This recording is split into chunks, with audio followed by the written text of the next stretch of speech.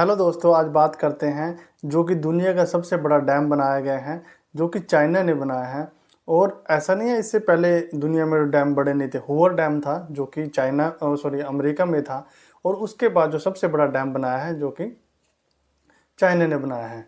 और जो यदि इस डैम की बात की जाए, ये डैम 1994 में बनना स्टार्ट हुआ था और उसके बाद ये 2012 में बन के तैयार हुआ। 2012 में बन के तैयार हुआ। इसको बनने में 18 साल लग गए। और आपको बताते हैं डैम कैसे काम करता है। डैम का बेसिकली काम होता है बिजली को पैदा करना। और ये कैसे पैदा होती है आपको बताते हैं। बहुत सारा इकट्ठा पानी को इकट्ठा करके और उनको पानी को बहुत हाइट से नीचे गिराया जाता है, जो कि टरबाइन के ऊपर गिराया जाता है।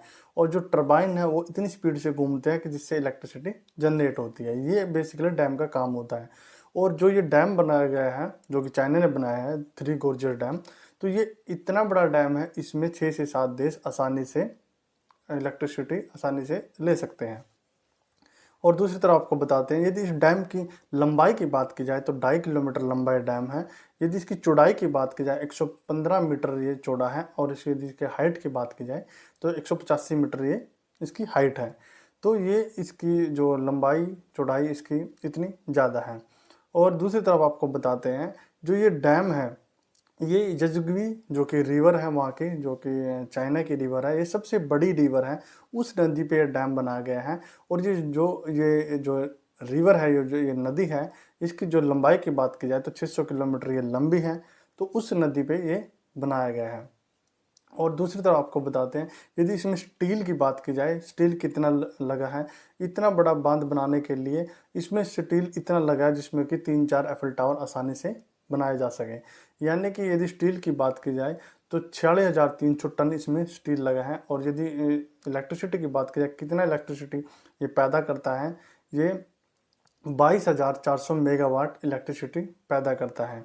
यानी कि इतनी ज़्यादा इलेक्ट्रिसिटी पैदा करता है जिसमें 6 से 7 देश आसानी से उसमें रोशनी दिया जा सके, पूरा का पूरा काम चल सकता है। और दूसरी तरफ आपको बताते हैं, जो साइंटिस्टों ने बताया है, साइंटिस्टों ने यह भी बताया कि जैसे ये दुनिया का सबसे बड़ा बांध बना है, इससे जो अर्थ की स्पीड है, जो मूविंग स्पीड है, रोमिंग स्पीड है, वो थोड़ी स्लो हो गई है, 0.0 सेकेंड स्लो हो गए। और यदि इसके साइंटिस्ट ने यह भी बताया, जो इसके नॉर्थ और साउथ पोल है उसमें भी डिस्टर्बेंस आ गया, जैसे 2 से 3 सेंटीमीटर वेरिएशन उसमें आ गए हैं। और जो ये इतना बड़ा जो डैम बनाने का, यदि बात की जाए, इसके पॉजिटिव और नेगेटिव फीडबैक दोनों है। यदि इसके एडवांटेज की बात की जाए और डिसएडवांटेज की बात की जाए, यदि एडवांटेज की बात की जाए तो एडवांटेज ये है कि इतना इलेक्ट्रिसिटी जनरेट कर सकता है जिसमें कि बहुत सारे 5-6 देश आसानी से उसमें उसका काम चल सकता है। यदि डिसएडवांटेज की बात की जाए तो उसमें जो ये डैम बनाया गया है, जो वहाँ पे जो लोग रहते थे उस लोकेशन पे, तो 14 लाख लोगों को वहाँ से शिफ्ट किया गया है। और दूसरी तरफ आपको बताते हैं, जो वहाँ की जो ज़मीन है, जो ग्रोविंग ज़मीन है वहाँ की, वो भी ज़्यादातर ख़राब हो गई है। उसकी जो फर्टिलिटी है वो ज़्यादा अच्छी नहीं रहेगी। और दूसरी तरफ बताते हैं, साइंटिस्टों ने बताया कि यदि वहाँ पे भूकंप आता है, तो यदि गलती से भी थोड़ा सा भी यदि कहीं से बांध टूट जाता है, जो आसपास के शहर हैं उनको पूरे के पूरे शहरों को तबाह कर देगा। और 5 से 10 साल तक वहाँ पे इतनी तबाही मचा देगा कि उनको बैक पहुँचा देगा, पीछे पहुँचा देगा। तो ये भी साइंटिस्टों ने बताया है। और उन्होंने ये भी बताया, यदि थोड़ा सा ज़्यादा बरसात आ जाती है, बहुत तेज़ बरसात आ जाती है, या उसके आसपास की जो मिट्टी है, जो बांध की जो कट जाती है, तब भी जो आसपास के शहर हैं उनको तबाह कर सकता है। तो ये भी एक रीज़न है, इसके डिसएडवांटेज हैं। और दूसरी तरफ साइंटिस्टों ने बताया, जो कि इस रिवर में, यदि याजवी रिवर में बहुत सारी 300 प्रकार की मछलियाँ उसमें पैदा की जाती थी, तो उसका पानी जब डैम में इलेक्ट्रिसिटी में यूज किया जाएगा तो सभी की सभी मछलियों को, जो कि वहाँ पे रहती थी, तो उनको भी पूरा पूरा उनका सिस्टम बिगड़ जाएगा, जिससे कि उनकी पूरी की पूरी 300 प्रकार की जो जो मछली थी वो पूरी की पूरी विलुप्त हो जाएगी उस लोकेशन से। तो ये भी एक रीज़न दूसरी तरफ बताया गया है।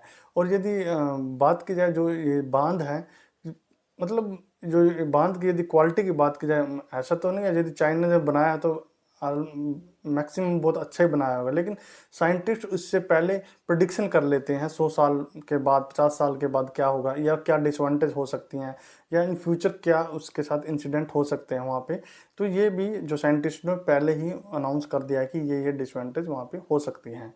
तो इस वीडियो में जो आपको ये इन्फॉर्मेशन हमने दी है, इसमें आप बताइए कि हमें फ्यूचर में इंडिया में भी ऐसा बांध बनाना चाहिए या नहीं बनाना चाहिए। कमेंट बॉक्स में बताएं कि हमें फ्यूचर में ऐसा बांध बनाना चाहिए कि नहीं, जिससे कि इलेक्ट्रिसिटी इतनी ज़्यादा पैदा हो सके और जिसके डिसएडवांटेज भी साथ साथ में हों। तो ये था एक लेटेस्ट वीडियो, जल्दी आपके सामने दूसरा वीडियो लेके आएंगे, तब तक के लिए जय हिंद।